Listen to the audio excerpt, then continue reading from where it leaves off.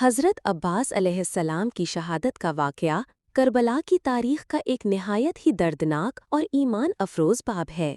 یہ واقعہ 10 محرم الحرام 61 ہجری کو میدان کربلا میں پیش آیا۔ حضرت عباس علیہ السلام امام حسین علیہ السلام کے سوتیلے بھائی اور حضرت علی علیہ السلام کے بیٹے تھے۔ ان کی ماں کا نام حضرت ام البنین تھا۔ حضرت عباس کی وفاداری۔ حضرت عباس کو وفاداری، شجاعت اور غیرت کا پیکر سمجھا جاتا ہے۔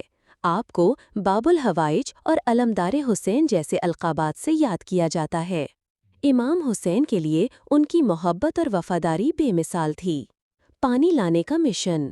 جب کربلا میں اہل بیت کے خیموں میں پانی ختم ہو گیا تو بچوں کی پیاس شدت اختیار کر گئی۔ حضرت عباس نے امام حسین سے پانی لانے کی اجازت طلب کی۔ امام نے اجازت دی اور حضرت عباس مشک، پانی کا مشکیزہ لے کر نہر فرات کی طرف روانہ ہوئے۔ شجاعت کا مظاہرہ۔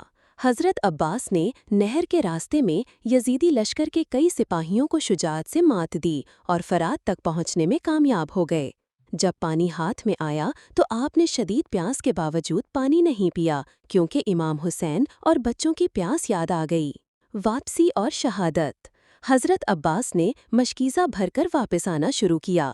یزیدی سپاہیوں نے حملہ کر دیا، ایک ایک کر کے ان کے بازو قلم کر دیے گئے، لیکن وہ بازوؤں کے بغیر بھی مشکیزہ کو دندانوں سے تھامے ہوئے خیموں کی طرف بڑھتے رہے۔ آخر کار ایک تیر مشکیزہ کو لگا اور پانی بہہ گیا۔ پھر ایک ظالم نے سر پر لوہے کا گرز مارا جس سے حضرت عباس زمین پر گر گئے۔ آپ نے امام حسین کو آواز دی، یا اخا ادرک اخاک، بھائی اپنے بھائی کو سنبھالیے۔ جب امام حسین پہنچے تو حضرت عباس کی روح پرواز کر چکی تھی۔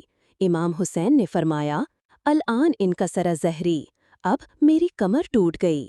نتیجہ، حضرت عباس کی شہادت کربلا کے واقعے میں سب سے زیادہ رقت انگیز مناظر میں سے ایک ہے۔ ان کی وفاداری اور قربانی رہتی دنیا تک یاد رکھی جائے گی۔